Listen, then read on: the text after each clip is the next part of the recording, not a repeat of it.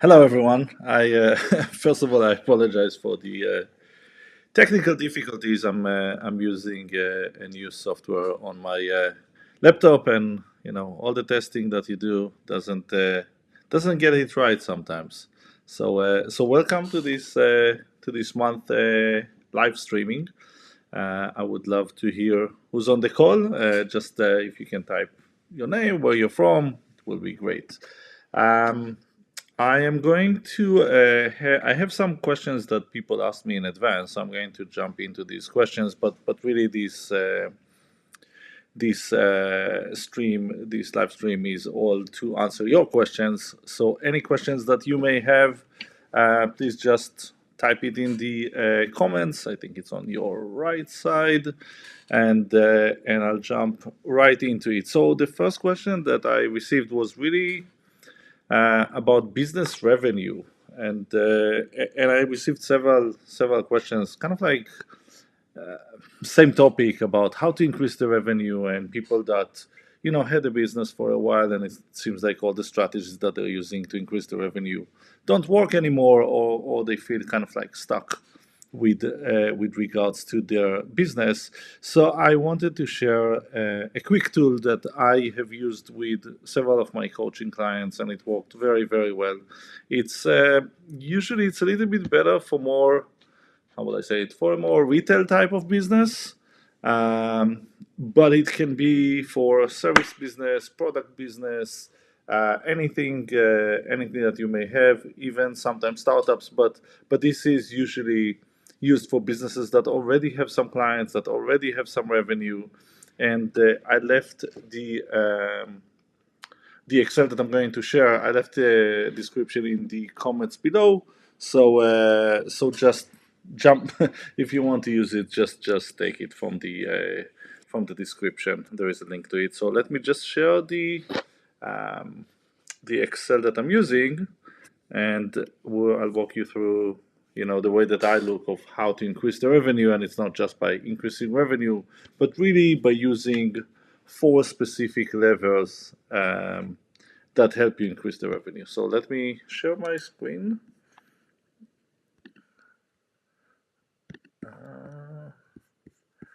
One second. This is always the fun when you use a new software.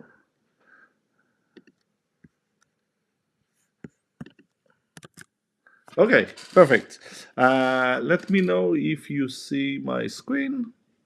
And again, this is the spreadsheet that I created. So the important part about increasing the revenue is that you can't just really focus on increasing the revenue. See the bottom line here, but it really helps when you focus on increasing what I call the four levers that impact the revenue.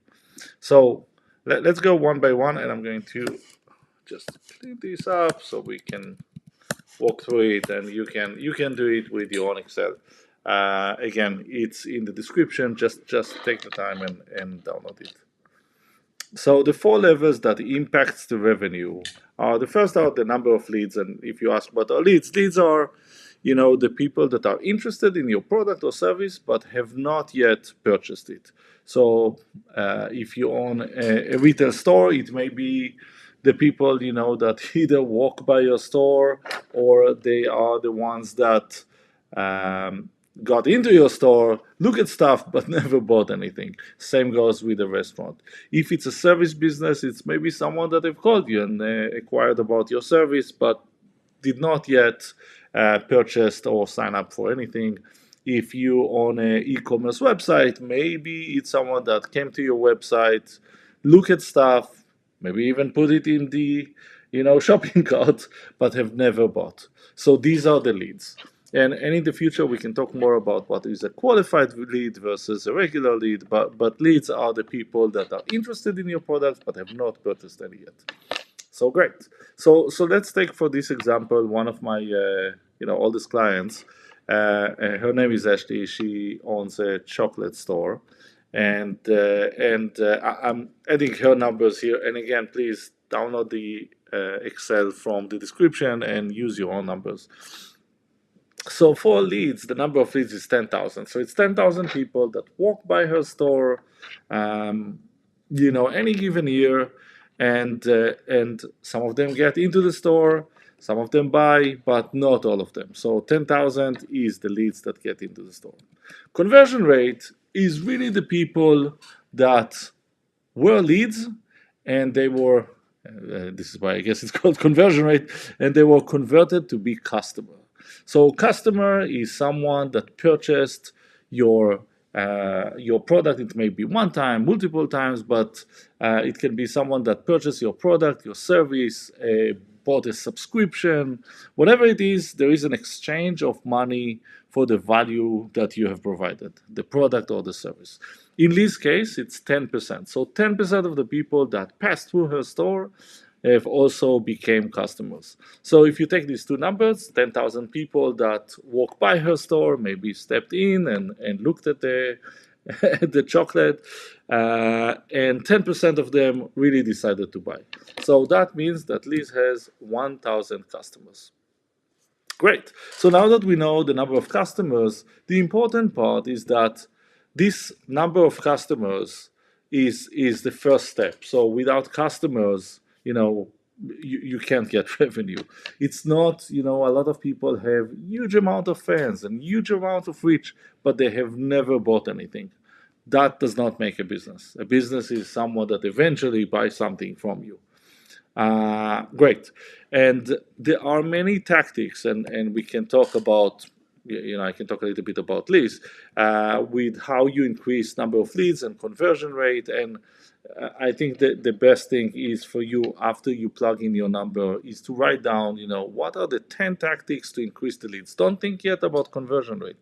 Just how can I make people more aware of my business, my service, my product, my subscription, my digital downloads, whatever it is, just how do I increase that? Think 10 strategies for that. Then 10 strategies for how do you convert people that are already interested in your product but have not purchased yet. With leads, what we did with increasing the number of leads, there were a few things, but as usually with retail stores, the presentation, what people see when they come through the window, was a major thing. So we really revamped her, the storefront, and there was a lot of play around different season, different themes. So people kind of like in the town that this store was, it became kind of like a must-go place. So this is where people went to see, hey, what's on the front today, and doing that, including very, very targeted advertising instead for all people, like finding who are the people that are interested in that. We used the blog, we used some influencers. That increased the number of leads. So for these, really, we increased the number of leads by 20% over the year that I worked with her, and it grew from 10,000 to 12,000 people. Okay, so not 12,000. Great. Okay, so now we have the increase of leads, and you can see you can track it on a yearly basis. I'm just going to use the first month. With regards to conversion rate, it was very interesting to understand, from people that purchased in her store, why did they purchase? And we found that there are specific people that will purchase specific products, and we started to tailor packaging and these type of products for these specific people. We had a person that was very, very dedicated to make sure that everyone that gets into the store, making sure that we understand as fast as possible what is this person looking for. Are they looking for a gift? Are they looking for something for themselves? Are they looking for something for their kids? And by knowing that and kind of like speaking just about what they are interested in, we were able to increase the conversion rate also by 20%. So it went from 10% to 12%. Now you would assume that just by, or at least Ashley assumed that just by increasing by 20% the number of leads and conversion rate, her number of customers also increased by 20% from 1,000 customers to 1,200. But look what really happened. So if we increase by 12%, the number of customers did not increase just by 20%. It really increased by 44%. because we're not working just on one lever, we're working on multiple levers at the same time. And that's pretty much amazing. So her number of customers really increased from 1,000 customers a year to 1,440. The next thing that we worked on is the average transaction. So that's the third one. So we had number of leads, conversion rate, and the third lever, sorry, is the average transaction. So the average transaction is really how much a person spends at one time, on average, at one visit to the store, or if it's a service, how much a person spend for the service one time for the service. If it's a download of a digital product, how much did they pay for the download on average? So if they, downloaded maybe two products, one was $100 and one was $200, then the average will be 150, right? So on average, how much did they pay each time that they bought your product or your service? For Ashley, what we found out is that the average transaction was $60. So everyone that became a customer, so any paying customer, on average, they paid $60. Yes, there were the people that bought, $400 for gifts for family in the holidays, but there were also these people that just came and bought a small box of chocolate for $10. But the average transaction across her customers was $60. So the next thing that we did is worked on the average transaction. How can we increase the number of dollars that a person, or the amount that a person pays every time that they purchase? And we did it by a few ways with Liz and with Ashley, sorry. And think about what you can do for your product. If you have only one product, it's one thing, but maybe you can package it. Maybe you can offer a product plus something. So, for example, you can offer, if you have a PDF that someone downloads from your website, maybe you can offer the PDF together with, a worksheet that you have created. Maybe you can offer the PDF with, half an hour coaching session with you to explain whatever you decided. If you have a service, maybe you can offer, instead of one-time service, maybe you can offer a discount on subscription, but by that increase the average transaction every time that the person purchased your product or your service. So in Liz, in sorry, I have another client that is called Liz, so I keep on saying that. In Ashley's case, we increased the average transaction by 20%. And the way that we did it, we're really very similar to what I mentioned. We really packaged things differently. So she had like this package for the holidays, and instead of just having one package, which was just a box of chocolate, we added some other things. So we added a box of chocolate, and we added a book that she has written about making chocolate at home. And we packaged for the holiday a different size of gifts, and by that we were able to increase the average transaction from $60 to $72. Okay, so 20% again. Okay, I'm making it very simple. It wasn't exactly 20%. Some of them were increased by 25, some of them were 15, some of them was 17, 20. But just to make it simple for this exercise, and you can see how it works, I'm going to use this $72. Great. So take a moment, just think about, for your business, what can you do to increase the average transaction? What can you do to make sure that that every time a person decides to purchase something from you, they spend a little bit more by different packaging, different type of products. With Ashley, for example, we introduced also European that were more higher end chocolate packaging. So that helps also with the average transaction. And just think, every time that someone is buying something from you, what can you do to encourage that the average transaction is going to increase over time? It doesn't need to happen immediately, but just going to increase over time. Okay, fantastic. So now we have the average transaction, and the last thing that we've done is to increase the number of transactions. So the average transaction is how much a person pay every time that they purchase from you. So that's the average of the purchase amount. The number of transactions is how many times do they pay from you within a specific period. So in this case, we're doing a year, but for you it can be daily or monthly or quarterly, whatever you measure to get your revenue. So in this case, we did yearly, and for Ashley, we found that the number of transactions was 8. And as you can assume, with chocolate stores, it was mainly in Halloween, and and it was also during the holidays, end of the years, and of course Valentine's Day was a big thing. And then you had the season of wedding, and you had all these other times that people usually buy chocolate. But then you have many months that the average transaction was much lower. So we try to fill up these times. How can we encourage people to spend or to come more often to the store and buy the product? What we did find out when Ashley spoke with her, kind of like her top clients, what we did find out that for most of these clients, the how was it? For most of these clients, buying, and you know what? Let me try to put my image here. I just noticed that I'm not on the screen. Here. So here I am. For most of these clients, their the number of times that they came to the store was not just to buy chocolate. The number of times was to speak with Ashley, to come with a friend.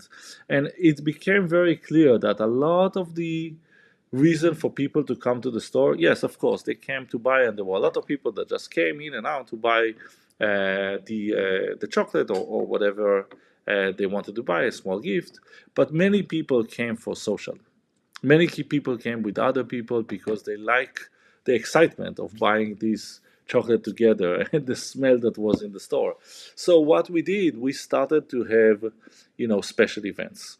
Special events were like I remember we had this in the evening we had a book club, but it was book club for chocolate lovers. So people came, and as happening in every book club, I'm assuming, they read a specific book, but it was also an evening in which they purchased chocolate, and they came together and they drank this amazing hot cocoa. And we had special events for loyal customers that were mainly social. What we did find that it increased the number of transactions. First of all, more people came to these events, especially at times when, in the summer times or springtime, there's not a lot of traffic in a chocolate store. So many people came for these social events, and during these social events, yes, they purchased more of Ashley's products. So in this case, I'm going to do the same thing and just mark that we were able to increase the number of transactions by 20%. So I'm going to say 9.6. But before I put the number, when I spoke with Ashley initially, and we thought about this revenue and how much money we will be able to really to generate more. She really wanted 20%. For her, increasing the revenue by 20% to a little bit over 600,000 would be amazing. And I said, and I kept on working with her on these 4 levers, and increasing these 4 levers, and I'll give you a second to guess what will be the revenue. So again, I increased the number of transactions from 8 by 20% to 9.6. And let me just give you a second to guess what it is. It will not be the 20%. So it won't be 480 plus, about 100,000 or 564, I think, thousand. It will be higher because we are working on each one of these levels. So let me enter it. 9.6. Woo! increased the revenue by more than 100%. So her revenue was $995,328 by increasing 20%. What I would love you to do, and I said that the first streaming will be about 20 minutes, and we are at 19 minutes. So I'm going to end it after this exercise. What I would love if you can do is just to take this specific Excel and use it on your for your business. It can be service, it can be product. It doesn't matter. Just enter the numbers as they are currently, and enter the numbers that you would like them to be. And what the next step from that is to look at each one of these levels: the number of leads, the conversion rate, the average transaction, and the number of transaction, and just come up with 5 to 10 strategies how you're going to increase each one of them. And I'm going to talk about strategies in future live sessions. I also created a video that is specifically about this spreadsheet. It goes a little bit into HD examples, so you can see it on my channel, or you can view this live again if you would like to. I really encourage you to download this Excel. It's free, and use it for your business. And until our next time together, I'm at my 20 minutes mark. Until our next time together, I really hope that you will have a wonderful weekend and truly a remarkable life. So thank you for joining.